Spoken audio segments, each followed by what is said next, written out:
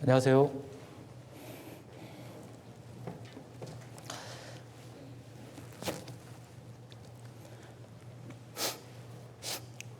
함께 기도하겠습니다. 하나님 아버지, 감사합니다. 저희들 구원해 주시고 또 주님의 몸된 교회 안에서 이렇게 살아갈 수 있도록 은혜 베풀어 주시는 것 감사를 드립니다. 아무것도 아닌 저희들에게 하나님의 크신 사랑과 은혜를 알게 해 주시고 이제 영원한 것을 저희들 소망하며 살아갈 수 있게 해주신 것 감사드립니다. 우리에게 주신 하나님의 이 사랑과 은혜를 마음속 깊이 저희들 새기고 우리 삶 가운데 늘 일깨우며 살아가게 해 주시옵소서. 여러 가지로 힘들고 또 혼란스러운 그런 마지막 시대를 또 저희들 살아가고 있습니다. 무엇보다 이런 죄악된 시기에 저희들 더욱 구별된 삶을 또 살아갈 수 있도록 도와주시고 이 가운데에서 능히 또 이 세상 가운데에서 승리하며 살아가게 해 주시옵소서. 우리의 마음이 세상에 빼앗기지 않도록 도와주시옵소서. 또한 주님 앞에 우리들 더욱 귀하게 또 쓰임받으며 살아갈 수 있도록 도와주시옵소서.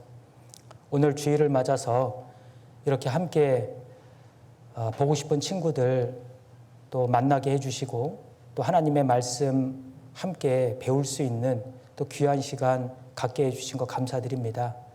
이 시간 주님 함께 해주시고 마치는 시간까지 인도하셔서 우리 서로에게 유익이 되고 은혜를 나누는 값진 시간 되도록 인도해 주시옵소서. 함께하지 못한 친구들 또 어디에 있든지 저희와 동일한 은혜로 또 채워 주시고 있는 곳에서 더욱더 이 시간 또 이 자리를 또 마음에 사모하고 다음에는 꼭 함께할 수 있는 또 그 여건 또 하나님께서 허락해 주실 것을 또 부탁을 드립니다. 저희를 사랑하시는 예수님 이름으로 감사하며 기도드렸습니다. 아멘. 성경 요한복음 13장 찾겠습니다.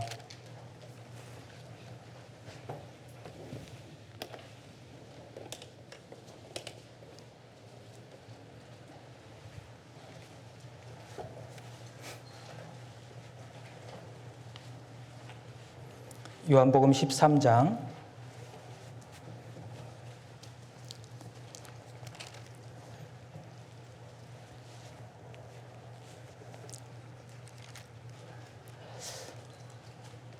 21절부터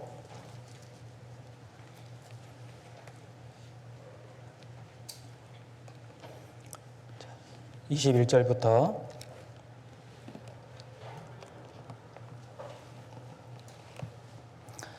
제가 30절까지 인데요. 제가 먼저 읽겠습니다. 21절부터입니다. 예수께서 이 말씀을 하시고 심령에 민망하여 증거하여 가라사대 내가 진실로 진실로 너희에게 이르노니 너희 중 하나가 나를 팔리라 하시니 제자들이 서로 보며 누구에 대하여 말씀하시는지 의심하더라. 예수의 제자 중 하나 곧 그의 사랑하시는 자가 예수의 품에 의지하여 누웠는지라.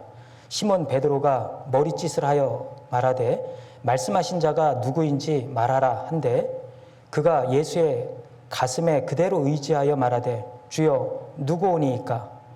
예수께서 대답하시되 내가 한 조각을 찍어다가 주는 자가 그니라 하시고 곧 한 조각을 찍으셔다가 가룟 시몬의 아들 유다를 주시니.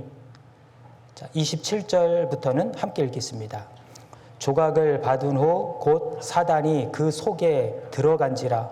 이에 예수께서 유다에게 이르시되 네 하는 일을 속히 하라 하시니 이 말씀을 무슨 뜻으로 하셨는지 그 앉은 자 중에 아는 이가 없고 어떤 이들은 유다가 돈 괴를 맡았으므로 명절에 우리의 쓸 물건을 사라 하시는지 혹 가난한 자들에게 무엇을 주라 하시는 줄로 생각하더라. 유다가 그 조각을 받고 곧 나가니 밤이러라. 예, 반갑습니다.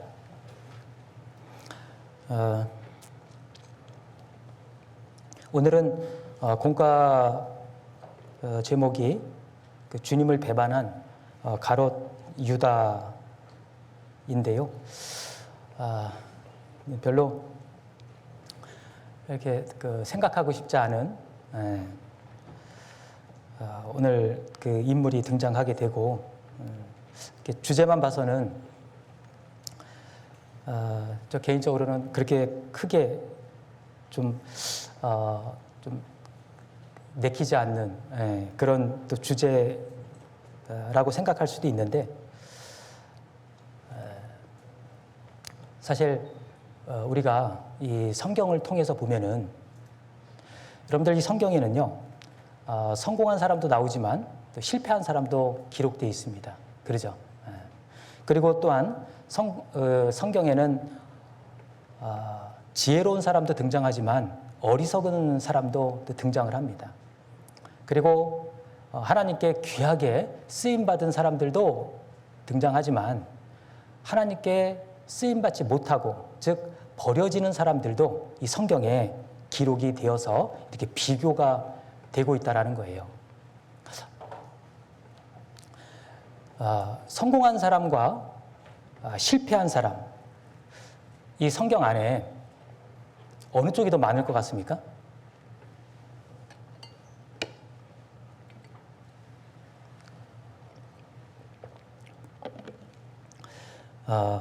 안타깝게도요, 쓰임받지 못하고 버림받은 인물이 더 많이 기록이 되어 있어요. 우리는 생각하기를 하나님께서 성경을 우리에게 주셨는데 이왕이면 우리가 본받을 만한 그런 인물들로 좀 기록을 해주시면 좋을 텐데 어째서 그럴까 의문이 되기도 하죠. 그런데 생각해 보십시오. 우리가 어떤 그 훌륭한 사람을 보면 어떤 생각을 합니까? 야, 나도 저렇게 살고 싶다. 야, 저렇게 살아야지. 그런 교훈을 받게 되죠. 자, 그런데 반대로 이제는 그 정반대의 사람을 우리가 보면서 그러면 어떤 생각을 하게 될까요? 그 정반대의 사람을 보면서는 아무것도 얻을 게 없을까요? 그렇지 않다라는 겁니다. 그런 정반대의 사람, 어리석은 사람, 그리고 쓰임받지 못하는 사람, 그리고 버려지는 그런 사람들을 통해서 우리가 얻게 되는 게 뭐냐면 그것을 거울로 삼게 된다는 겁니다. 그리고 고린도전서에서는 그러한 그 기록을 그 기록 목적에 대해서 뭐라고 말씀하시냐면 경계로 기록하였느니라 말씀하셨습니다. 경계로 기록하였느니라. 자, 그게 무슨 말씀입니까? 경계로 기록하였다. 그러니까 그런 인물들, 그런 사람들을 보면서 뭘 받아야 된다? 경고를 받아야 된다는 겁니다. 나도 하나님 앞에 저렇게 될 수 있구나.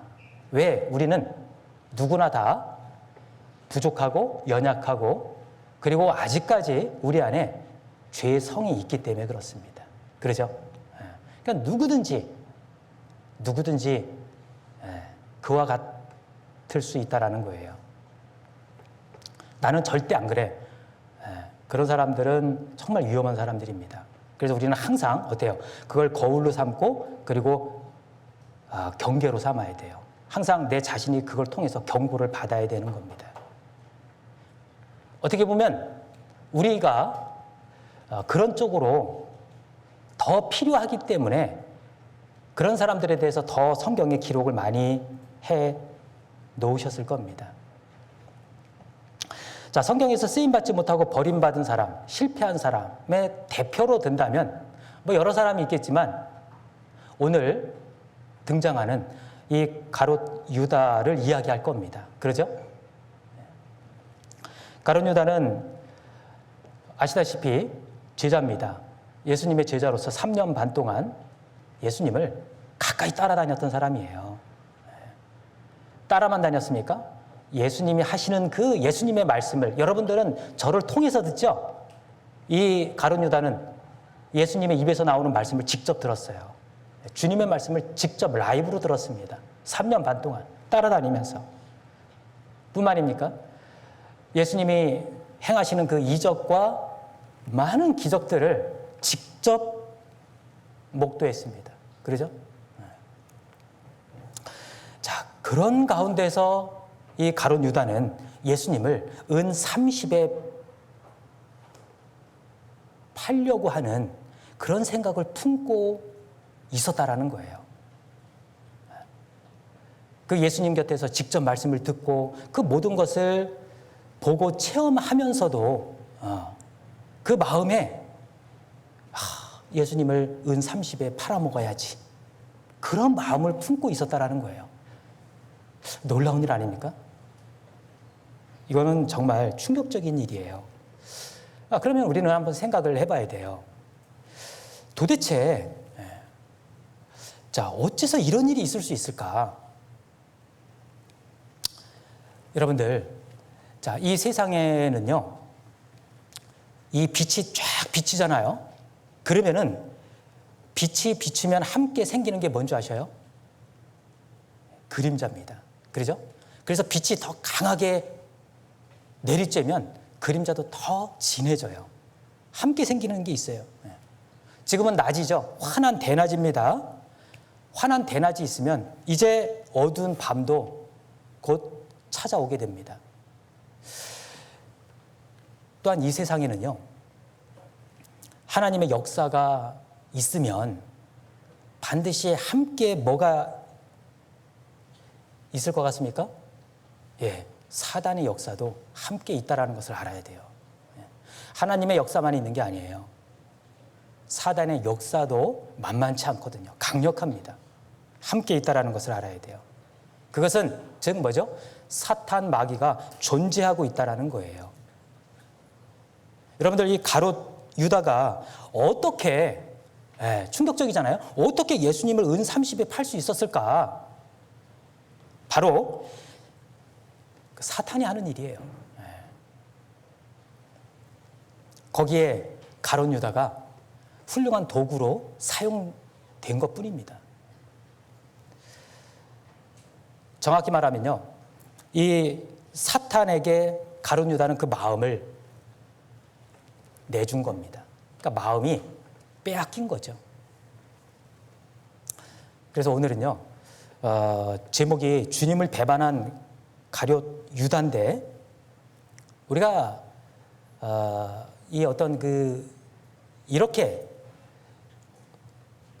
주님을 배반할 수 있었던 그 근본 원인을 놓고 한번 좀 생각을 좀 해보려고 합니다.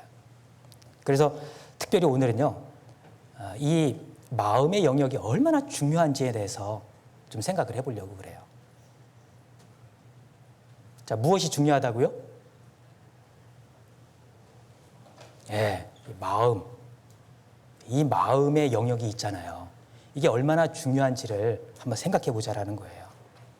여러분들, 우리 성경 말씀에 보면, 특히 잠언에 보면 이 마음에 대한, 이 마음이 얼마나 중요한지에 대해서 기록하고 있어요. 먼저 말씀을 한번 찾아볼까요? 여기 접고 잠언 4장입니다.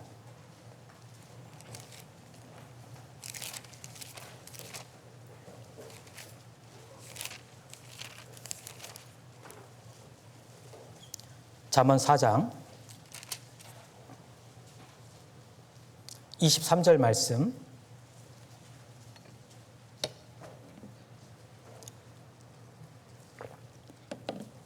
(23절만) 함께 작은 소리로 읽겠습니다. 무릇 지킬 만한 것보다 더욱 내 마음을 지키라. 생명의 근원이 이에서 남이니라. 마음에서 남이니라. 예. 그리고 잠언 찾았으니까 25장 28절 말씀도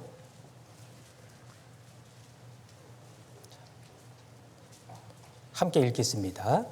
자기의 마음을 제어하지 아니하는 자는 성읍이 무너지고 성벽이 없는 것 같으니라. 예. 자, 마음에 대해서 지금 말씀하고 계시는데, 자, 마음을 다스려라. 왜? 중요한 영역이기 때문에 그래요. 그러면서 뭐죠? 자, 이 마음을, 자기의 마음을 제어하지 아니하면 마치 뭐와 같다? 성읍이 무너지고 성벽이 없는 것 같다. 여러분들, 이 고대 이 전쟁에서요, 성벽이 없으면은 그것은 완전 무방비 상태가 되는 겁니다. 예. 성벽이 없다라는 것은 무방비 상태예요. 그냥 대적에게 모든 것을 다 빼앗기게 되는 거예요. 우리의 마음이 그렇다라는 겁니다. 단속하고 제어하고 다스리고 지키지 않으면 어떻게 된다고요? 다 빼앗기는 거라니까요. 여러분들, 우리 마음에는요, 무언가로든 우리 마음이 채워져 있어요. 각 사람의 마음에는 이 텅 비어 있는 게 아니라 무엇인가로 다 채워져 있거든요. 물론 수많은 생각들로 채워져 있겠죠. 근데 중요한 것은 뭐냐면, 자, 어떤 생각으로 채워져 있느냐라는 겁니다. 그러니까 내가 어떤 생각으로 채워져 있냐에 따라서 그게 이제 밖으로 나가는 거예요. 말로 나가고 행동으로 나가고. 그리고 그것이 반복되다가 이제 그것이 뭐예요? 결국은 나의 인격이 만들어지는 겁니다. 성경엔 사람의 됨됨이라고 했거든요.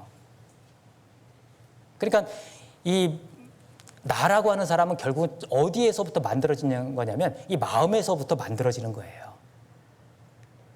마음에 무엇으로 채워져 있냐에 따라서 그것이 결국은 나를 만드는 겁니다.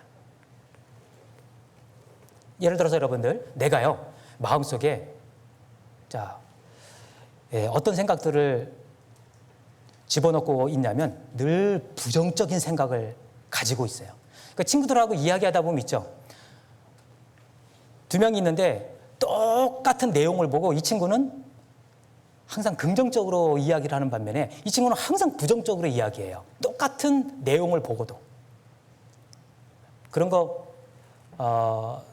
모습 보시죠. 그렇다면 여러분 자기 자신을 한번 돌아보셔요. 나는 어떠한가? 그게요, 그 사람을 말하는 거예요. 그 사람의 마음 속에 있는 것이 나오는 거예요. 항상 부정적인 생각을 품고 있고, 그리고 늘 어두운 생각을 붙잡고 있어요. 이 마음속에 품고 잡고 있는 거예요. 그러니까 어때요? 그 사람의 말도 어두워지고 그 사람의 삶의 내용도요, 굉장히 부정적인 삶이 되어지는 겁니다. 잠언 거기 펴 있으니까 그 앞에 23장 한번 보셔요. 23장 7절입니다. 제가 읽겠습니다. 대저 그 마음의 생각이 어떠하면 그 위인도 그러한즉. 다시 읽겠습니다. 대저 그 마음의 생각이 어떠하면 그 위인도 그러한즉. 자, 이것은 무슨 말이죠? 그 마음의 생각이 어떠하면, 마음의 생각이 무엇으로 차 있느냐에 따라서 그 위인, 여기서 위인이라고 하는 것은 뭐 뛰어나고 훌륭한 사람 그런 뜻이 아니에요. 여기서 위인은 사람의 됨됨이를 이야기하는 거예요. 그러니까 그 마음의 생각이 어떠하면, 내가 어떤 생각을 마음에 품고 있냐에 따라서 그 사람의 됨됨이, 그 사람의 됨됨이가 그러하다라는 거예요. 그 마음의 생각에서 만들어진다라는 겁니다. 가룟 유다는요, 이 마음 영역이 얼마나 중요한지에 대해서 아마 미처 깨닫지 못했던 것 같아요. 그러니까 어때요? 그런 부정적인 생각, 그런 엄청난 생각을 계속 붙잡고 품고 있었잖아요. 그걸 제어하고 단속하고, 그러죠? 하라고 말씀하셨는데 그것을 잘 몰랐던 것 같아요. 그러니까 정말 중요한 것을 버리는 그런 어리석은 자가 되는 거예요. 중요한 것을 버리고 그리고 헛된 것을 붙잡게 되는. 우리들의 그 신앙생활 가운데서도요, 저의 마음의 생각을 계속 호시탐탐 노리는 바로 사탄 마귀가 있다는 것을 우리가 알아야 돼요. 사탄 마귀가 있다는 것을 여러분들 반드시 알아야 됩니다. 우리가 볼 수는 없지만요, 정말 이 사탄이라고 하는 영적인 존재거든요. 우리 눈엔 보이지 않죠. 그러나 존재하고 있다는 겁니다. 하나님도 구원받은 사람 속에서 역사하시죠?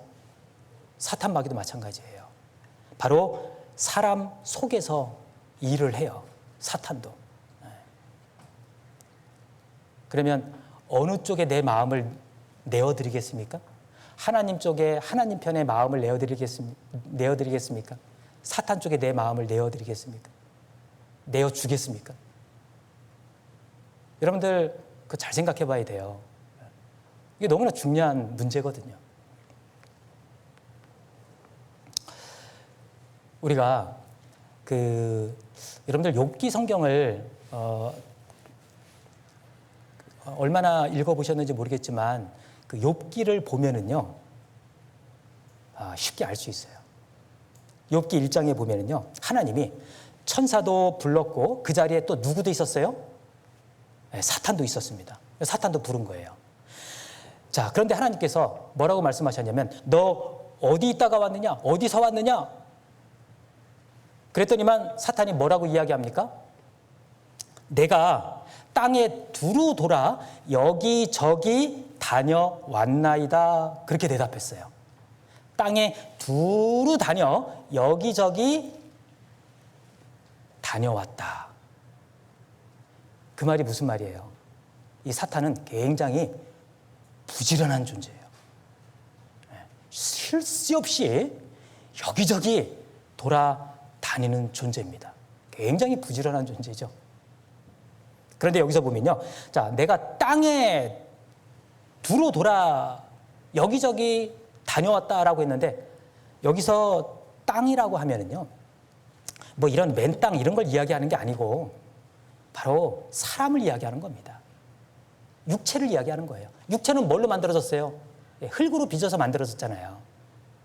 바로 이 사람 속에서 이 사탄이 이 사람 저 사람 두루두루 돌아 다니고 있다, 그 말이에요.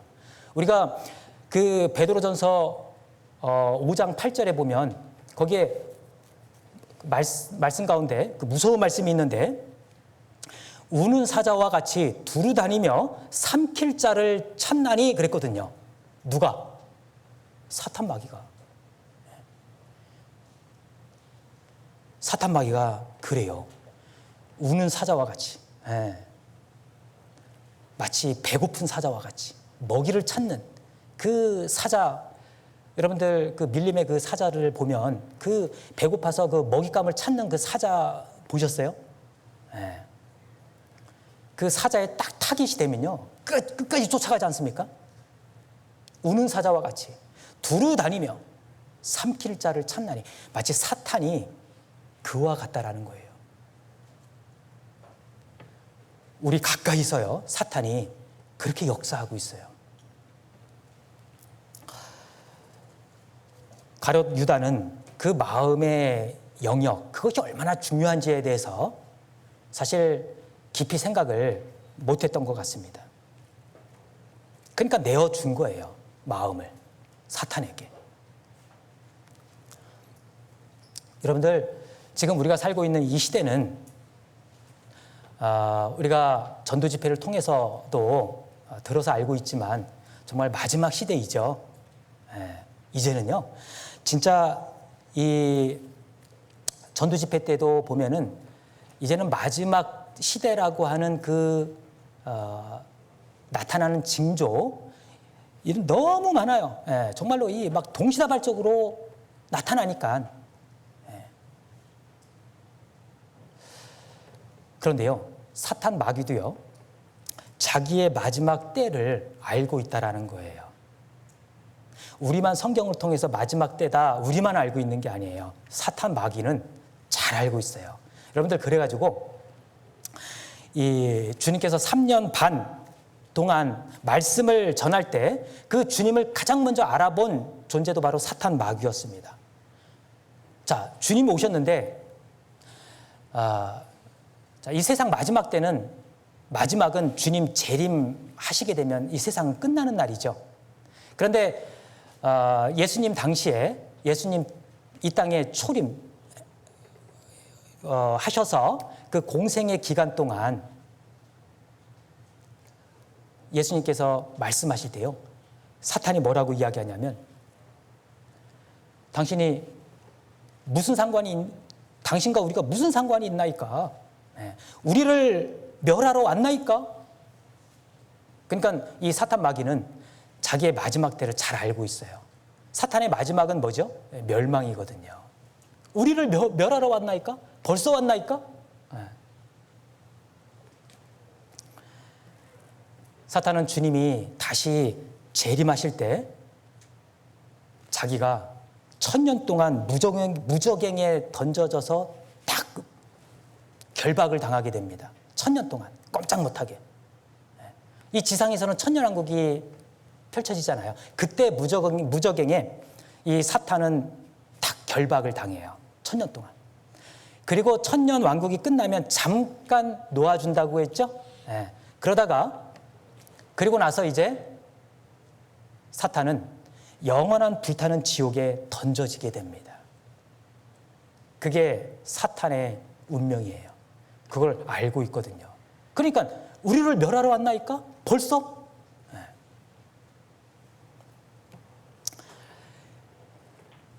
사탄은 자기들의 운명을 잘 알고 있습니다. 그런데 뭐죠? 문제는 혼자 가기를 원치 않는다라는 거예요. 그러니까 어떻게 해요? 그러니까 이제 같이 데려가려고 그래요. 그래서 사탄은 어떤 존재냐면, 성경에 요한계시록에 보면 사탄은 이간질하는 자다, 그리고 참수하는 자다, 그리고 열국을 엎는 자다. 왜 사탄에 대해서 그렇게 이야기하냐면요, 이 사탄은 그렇게 역사를 하거든요. 우리 안에서 그렇게 역사해요. 막 이간질하게 하고요, 그리고 막 헐뜯고 막 고소하게 하고요, 그리고 막 뒤엎잖아요. 그러니까 이 믿지 않는 사람들 안에는요, 사탄이 막 그렇게 역사해갖고요, 결국 어떻게 해요? 말씀 앞에 나오지 못하게 해요. 구원받지 못하게 하는 거예요. 그건 뭐예요? 결국은 자기가 가는 길로 끌고 가고자 하는 겁니다. 혼자 가기 싫으니까. 사탄이 하는 일이에요. 사탄이 존재하기 때문입니다. 이 사람들의 마음에요, 이 헛된 생각들, 이런 것들을 집어넣어서 이제 그것을 가지고 사상으로 만들고 많은 사람들을 이제 거기에서 무너뜨립니다. 구원받은 사람들도요, 거기에 미혹되면요, 어떻게 되냐면 무너져요. 하나님 앞에 쓰임받지 못하는 그 신앙이 무너질 수 있다는 거예요. 구원받지 못하는 사람은 결국 지옥까지 끌려가는 것이 되고, 구원받은 사람은 구원받았다고 해서 사탄이 포기하는 게 아니거든요. 구원받은 사람은요, 철저히 하나님 앞에 쓰임받지 못하게, 하나님 앞에 쓰임받지 못하고 버려지게 만드는 거예요. 그런 존재가 정말로 세상에 있다라는 겁니다.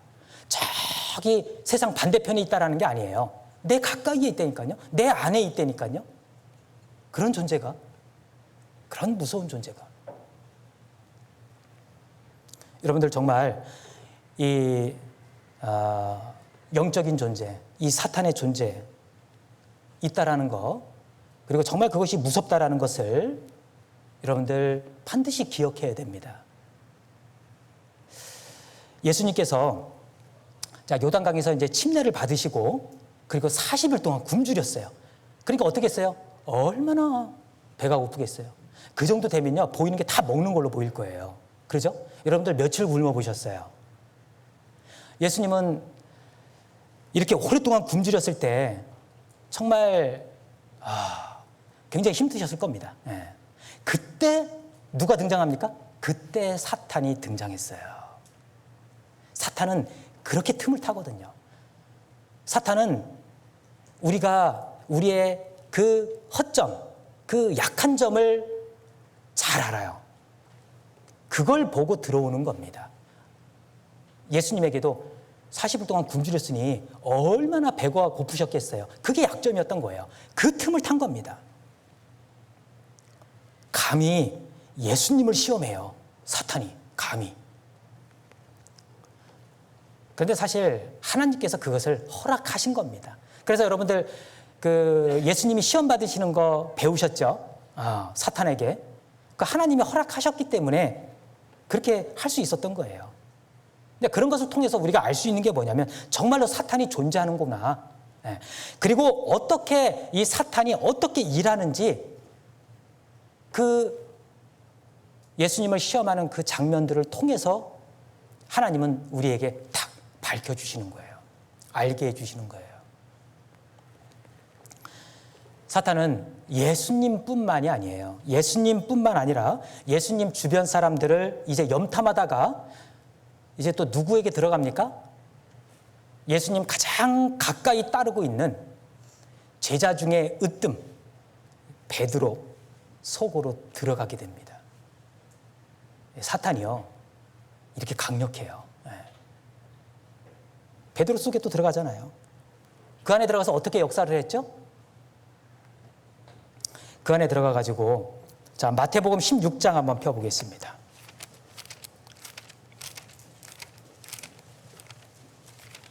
마태복음 16장입니다.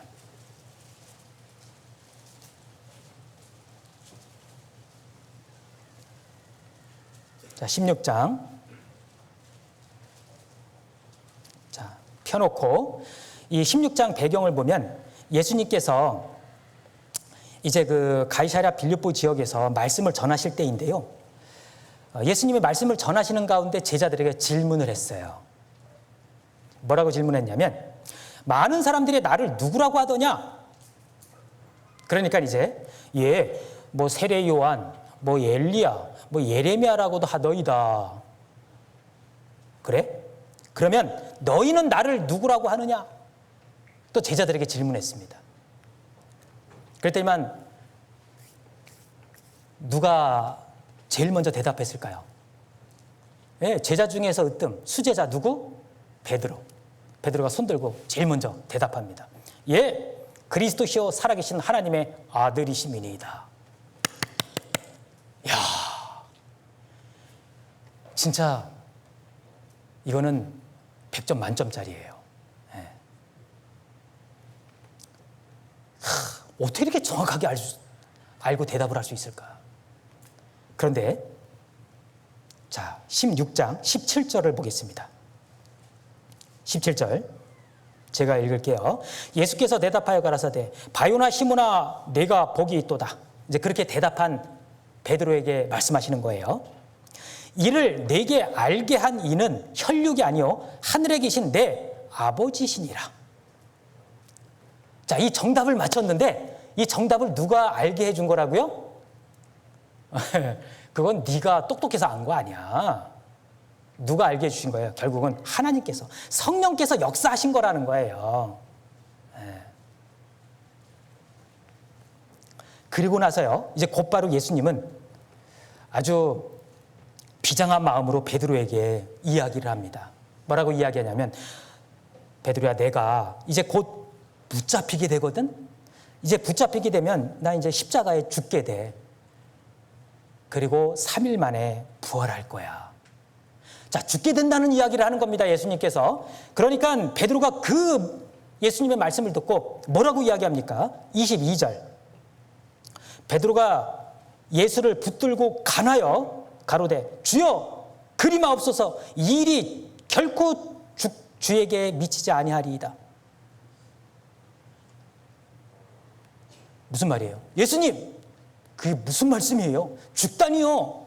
안 됩니다. 내가 목숨 걸고 주님 지킬 겁니다. 왜? 수제자잖아요. 베드로 진짜 멋있죠? 목숨 걸고 지킨대요. 자, 예수님도 베드로의 이 말에 너무너무 감동받아서 베드로야 너무 고맙다. 너밖에 없다 진짜. 그러셨어요? 뭐라고 말씀하셨어요? 자, 23절입니다. 23절은 같이 한번 읽어볼까요? 예수께서 돌이키시며 베드로에게 이르시되 사단아 내 뒤로 물러가라. 너는 나를 넘어지게 하는 자로다. 내가 사람의 일을 생각지 아니하고 도리어 사람의 일을 생각하는도다. 이게 뭔 말이래요? 아니 베드로가 그렇게 훌륭한 이야기를 했는데, 목숨 걸고 예수님 지켜주겠다고 했는데 예수님은 그런 베드로에게 사탄이래요. 사단아 내 뒤로 물러가라. 여러분들 보십시오. 방금 전에 베드로가 정답을 이야기했죠? 그래서 그게 뭐라고 했습니까? 성령께서 역사하신 거였잖아요. 성령께서 알게 해주신 거였잖아요. 성령이 역사하셨던 거예요. 그런데 지금은 사탄이라고 말씀하셨습니다. 이게 뭐예요? 지금 같은 장소에서 벌어진 사건입니다. 이게 같은 시간 같은 장소에서 정말 이 베드로 마음속에요, 성령이 역사했다가 또 베드로 마음속에 사탄이 역사한 거예요. 같은 장소에서 같은 시간에. 그러니까 여러분들 이런 거 보면요, 우리가 항상 깨어서, 여러분들 지금 이렇게 하나님 말씀 듣고 계시잖아요. 말씀에 딱 내가 집중할 때는요, 마음이 말씀에 막 이끌립니다. 그런데 그게 오래 지속되면 좋은데 그렇지가 않아요. 말씀을 듣는 순간순간에도 중간중간에 뭐가 들어옵니까? 뭐가 막 들어오는 게 느껴지죠? 이거 빨리 끝나야지. 친구하고 PC방 가는데. 오늘 어디 놀러 가기로 했는데. 말씀을 들으면서도요, 말씀에 막 은혜 받으면서도, 야, 그렇구나, 고개를 끄덕이면서도요, 중간중간에 마음의 생각에 그런 게 들어오는 거예요. 같은 장소에서, 같은 시간에 성령의 역사와 사탄의 역사가 함께 있게 된다는 것을 여러분들 명심해야 돼요. 사탄의 역사가 이와 같이 강력하다는 걸 알아야 돼요. 그러니요, 우리가 이 말씀에 잡혀 있을 때도 그 정도인데, 우리가 말씀과 좀 멀어져 있으면, 교제와 멀어져 있으면 여러분들 어떻겠습니까? 완전히 그냥 힘없이 끌려가는 거예요.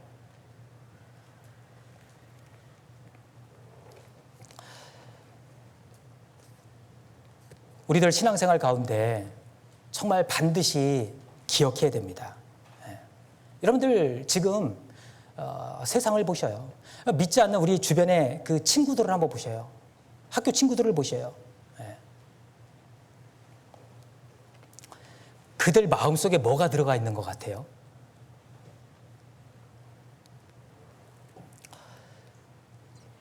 정말요, 지금은요, 세상 사람들 마음속에요, 지금 강하게 자리 잡고 있는 게 뭐냐면 하나님 없다 사상입니다. 하나님 없어. 하나님 어디 있어? 그러면서 이제 뭐예요? 그러기 위해서는 뭔가 근거를 찾아야 되잖아요. 그러니까 거기에 반한 다른 사상들을 자꾸 막 집어넣는 거예요. 어떤 사람들은 주장하기를요, 이 외계의 생명체가 존재한다라고 그렇게 주장하는 사람들 들어보셨죠? 외계의 생명체가 존재한다고. 그리고요, 하물며 그 외계 생명체가 이 인간에 내려와서 이 세상에 내려와 가지고 마리아와 동침해서 낳은 자식이 예수님이라고 이야기하는 사람들도 있어요. 네. 그 뭐예요? 외계 생명 사상을 만들어내는 거예요. 네. 정말 어떻게 보면 말도 안 되는 소리인데요. 거기에 현혹되는 친구들이, 그 사람들이 있다라는 겁니다.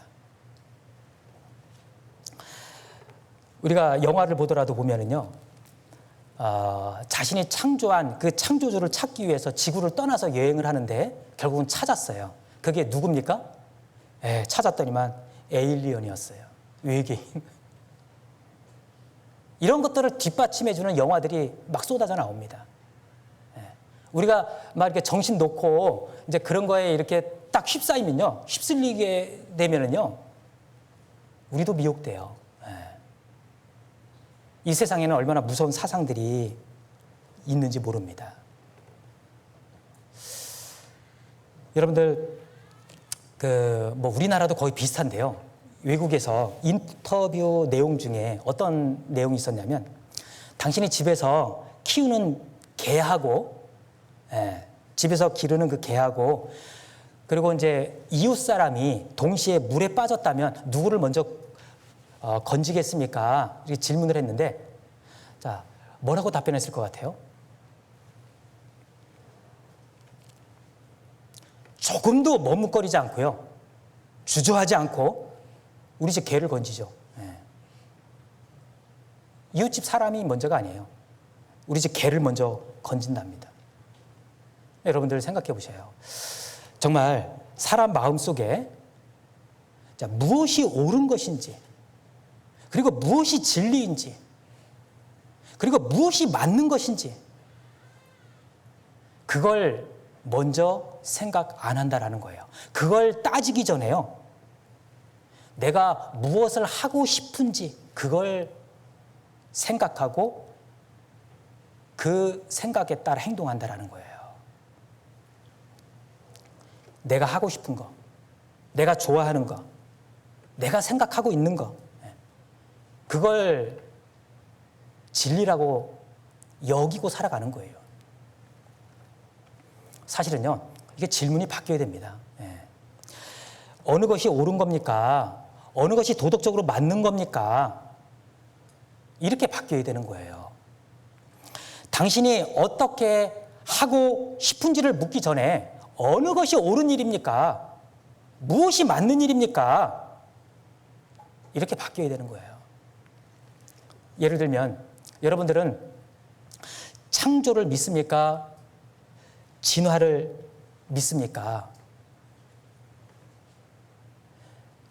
이건 질문이 바뀌어야 되는 거예요.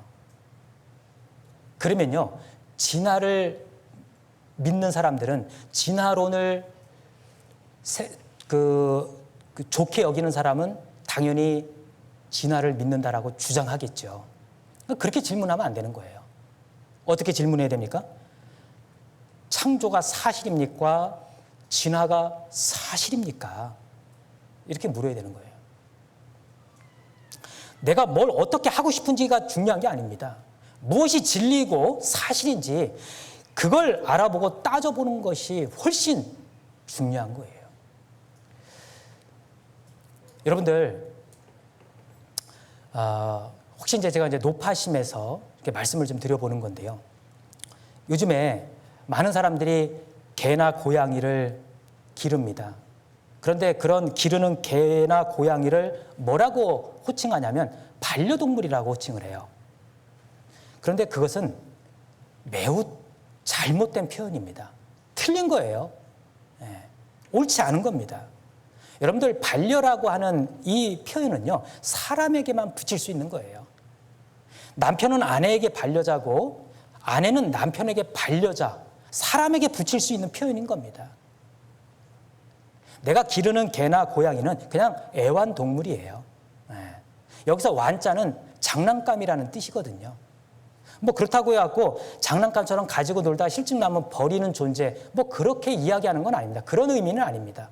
자, 그렇다고 사람과 동등한 위치에 놓여서도 안 된다라는 거예요. 혹시 우리 중에 지금까지 이렇게 개나 고양이를 키우고 있는 그 동물들을 이제 반려견, 반려동물이라고 표현을 했다면 앞으로는 그 정정하시기 바랍니다.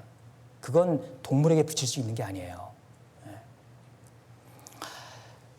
사람만이 존귀하게 창조된 영적인 존재 맞죠? 예, 우리는 배워서 알고 있습니다. 근데 짐승을 사람과 같은 위치에 올려놓고, 자, 그거는 반대로 어떻게 되는 거냐면요. 그렇게 됨으로 인해서 결국은 어떻게 되냐면 사람의 생명이 경시되게 됩니다. 나는 반려동물이라고 말하고 그리고 여기고 생각하고 살았을 뿐인데 그게 어떻게 발전되게 되냐면요. 사람의 생명을 경시하게 된다니까요. 그건 다른 말로요. 사람의 생명을 한갓 멸망하는 짐승과 똑같이 여기게 되는 거예요. 길에서 사람이 죽으면 그냥 짐승이 죽은 거나 똑같이 생각하고 여기는 그런 사람의 생명이 경시되는, 발전하면 그렇게 될 수 있다는 거예요. 그래서 우리는 생각부터 말부터 잘못된 표현이 있으면 고쳐야 되는 거예요. 가끔 또한 우리 주변에서 막 이렇게 큰 소리 내면서 주장하는 게 뭐냐면 평등 사상을 외치는 사람들도 있잖아요. 평등하지 않냐. 그런데요, 우리는 하나님 말씀을 알고 그리고 말씀을 통해서 구원받은 그리스도인들입니다. 자, 성경 말씀 어디에도 평등하다는 말씀은 없어요. 물론 하나님께서 우열을 두신 거는 아닙니다. 우열을 두신 거는 아니지만 반드시 위와 아래는 있다는 거예요. 질서가 필요하다라는 것을 말씀하고 계셔요. 질서가 있는 거예요. 그래서 우리가 고린도전서에 보면 하나님은 어떤 분이다? 어지러움의 하나님이 아니다. 하나님은 질서의 하나님이다 그 말이에요. 그리고 화평의 하나님이다. 어지럽지 않고 질서가 잡혀야만이 화평할 수 있습니다. 질서가 깨지면요, 위아래가 깨지면요, 개념이 무너지면요, 다 깨지는 거예요. 그런데 세상은 그 질서를 다 파괴하고 있습니다. 여러분들 이게 바로 사탄의 작품이라는 거예요. 강력한 사탄의 작품입니다. 사탄이 이렇게 역사하고 있는 거예요. 여러분들 그것을 반드시 알고 있어야 돼요. 여러분들 사탄 마귀는 원래 가장 아름다운 루시퍼라고 하는 이름을 갖고 있는 천사였잖아요. 그래서 우리가 이사야 14장에 보면 그 시작을 우리가 거기서 볼 수 있어요. 이 루시퍼가 높아졌죠. 교만해진 겁니다. 그러니까 교만해지니까 뭐라고 합니까? 지극히 높은 자와 비길이라. 지극히 높은 자와 비길이라. 하나님처럼 높아지려고 하다가 하나님께서 뻥 차버렸어요.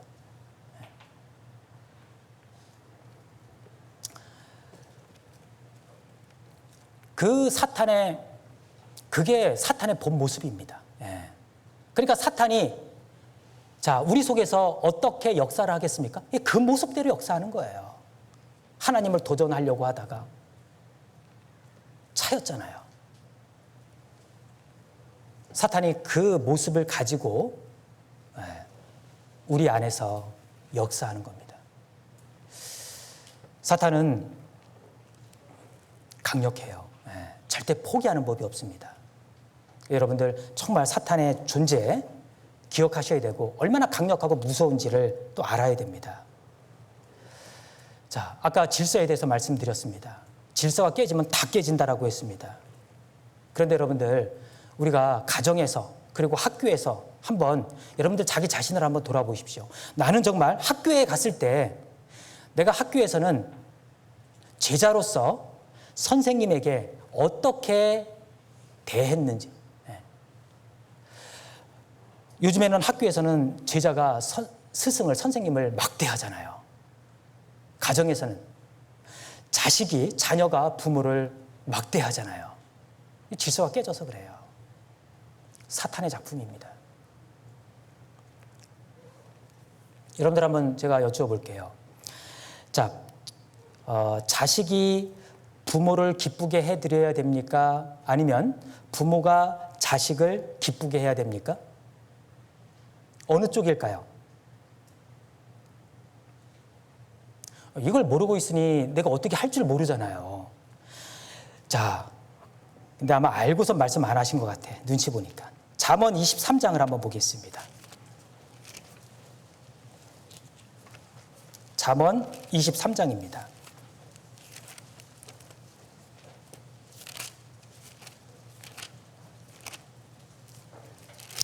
잠언 23장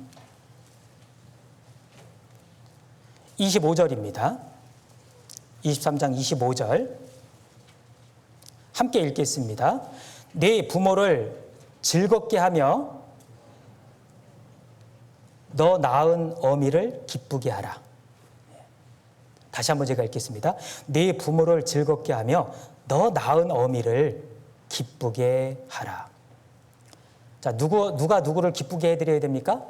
자녀가 부모님을 기쁘게 해드려야 한다고 분명히 기록되어 있죠.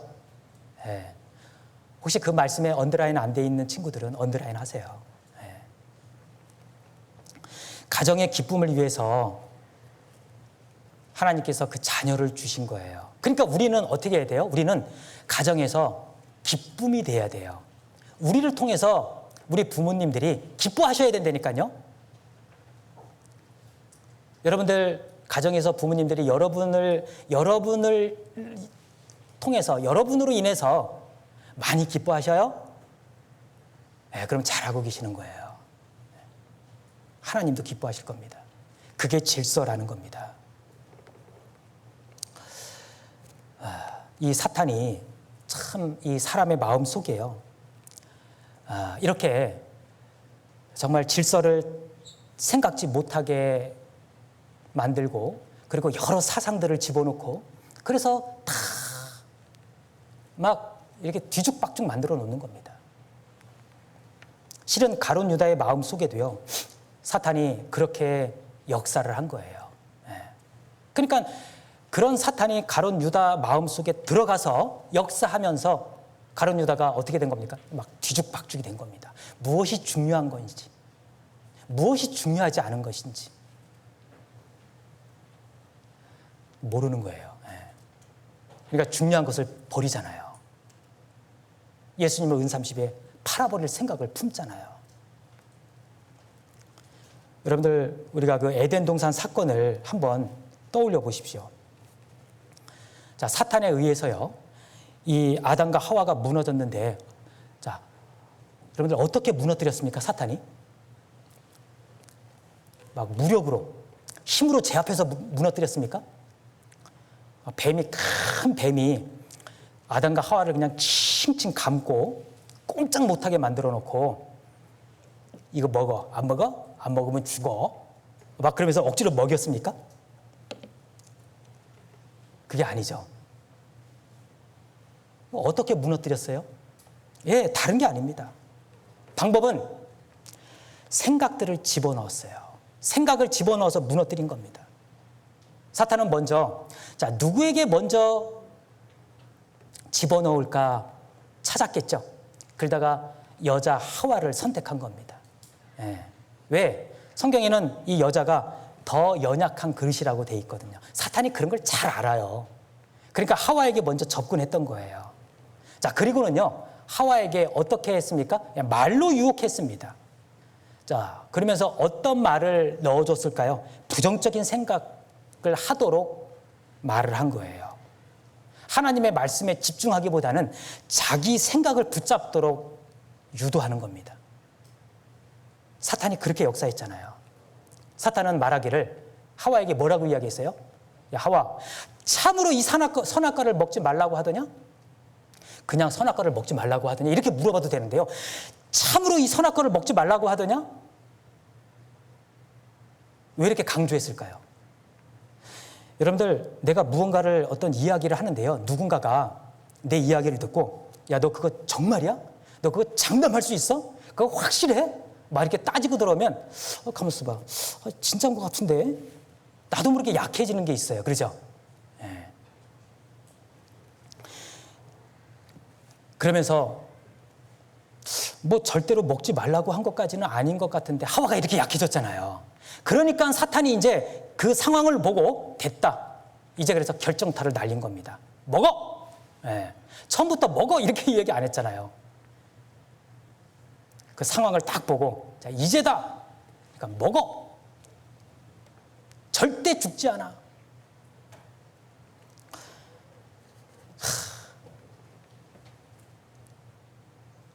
결국은 넘어졌잖아요. 예. 그러니까 힘으로 무너뜨린 게 아니었어요. 말로. 예. 그래서 하나님의 말씀보다 자기의 생각을 붙잡도록. 자, 어떤 자기의 생각을 붙잡았습니까? 이 사탄의 말을 듣다 보니까요, 이제 이 선악과가 어떻게 보이기 시작해요? 점점. 와, 먹음직스럽게 보이고, 보암직스럽게 보이고, 정말 지혜롭게 할 만큼 너무 아름답게 보이는 거예요. 자기 생각이 그렇게 바뀌었어. 나도 모르게. 사탄의 말을 듣는 가운데 나도 모르게 생각이 이렇게 바뀌어버렸어요. 그러면서 이제 그 자기 생각을 탁 붙잡는 겁니다. 넘어지는 거예요. 그래서 여러분들 우리가 요 에덴 동산 사건만 놓고 보더라도요, 이 사탄이 역사하는 그 사탄이 유혹하는 어떻게 역사하는지 어떻게 일하는지 그 방법을 우리가 거기서 힌트를 얻을 수 있다니까요. 네. 그런 거 보면 사탄이 얼마나 강력해요. 보통이 아니잖아요. 예수님에게 역사하고 그리고 그 제자들에게 역사하고 역사할 뿐만 아니라 예수님은 말씀으로 다 물리쳤죠. 근데 제자들은 어때요? 그거 가지고선 참 그 제자들 보십시오. 이 사탄이 딱 들어가니까요, 요한과 야고보는 어떻게 생각이 바뀝니까? 이제 예수님 왕 되면 서로 높은 자리 차지하려고 막 서로 다투게 돼요. 3년 반 동안 예수님께 직접 배운 말씀 다 까져먹었어. 예수님은 곧 예루살렘 올라가서 십자가 달려 죽으시고 3일 만에 부활하신다고 말씀하셨는데, 이제 예수님이 예루살렘에 올라가서 왕 되면 누가 높은 자리 차지할까? 그거 갖고 막 서로 싸우고 있어요. 사탄이 들어가면 그렇게 바뀌는 거예요. 베드로 속에 사탄이 들어가니까 어떻게 역사했어요? 우리 아까 배웠잖아요. 예수님 곧 죽으실 텐데, 예수님 절대 안 됩니다. 제가 지켜드리겠습니다. 하나님이 하시는 일을 막으려고 하잖아요.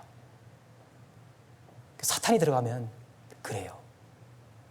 가룟 유다 안에 사탄이 들어가니까 어떻게 생각이 바뀌었습니까?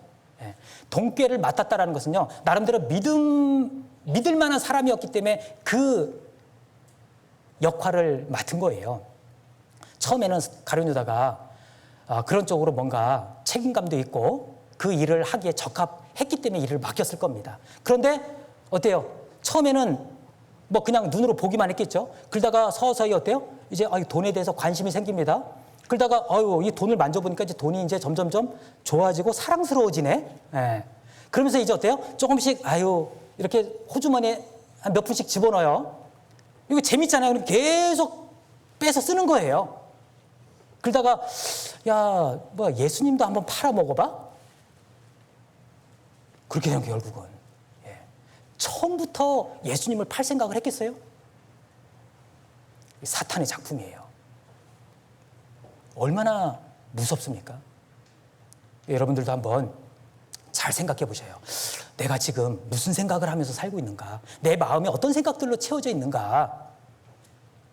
그걸 가만히 생각해 보면요, 아마 오늘 말씀을 함께 배웠기 때문에 이거는 사탄이 넣어준 생각들이네. 내가 이것을 지금 붙잡고 계속 키워가고 있네. 이거 이러다가 어떤 결과를 낳게 될지 모르겠네. 큰일 났네. 이거 빨리 버려야 되겠다. 그런 것들이 있을 거예요. 그래서 오늘 이 예수님을 배반한 가룟 유다 이 주제를 오늘 공과를 통해서요, 우리 각자가 한번 자기 자신을 한번 그런 쪽으로 한번 돌아보는 그런 시간이 한번 되었으면 좋겠습니다. 여기까지 하고 마치겠습니다. 하나님 아버지 감사합니다. 오늘 또 말씀을 통해서 정말 우리의 이 마음이 얼마나 중요한지 다시 한번 일깨우게 되었습니다. 우리 마음을 하나님의 말씀으로 채우게 해주시고 또 사탄 마귀가 틈타지 않도록 우리가 더욱 단속하고 또 제어하며 살아갈 수 있도록 도와주시옵소서. 우리 이 자리에 함께한 형제 자매님들 정말 마음을 잘 다스리는 가운데 하나님 앞에 더욱 귀한 또 쓰임을 받을 수 있도록 인도해 주시옵소서. 저희를 사랑하시는 예수님 이름으로 기도드렸습니다. 아멘.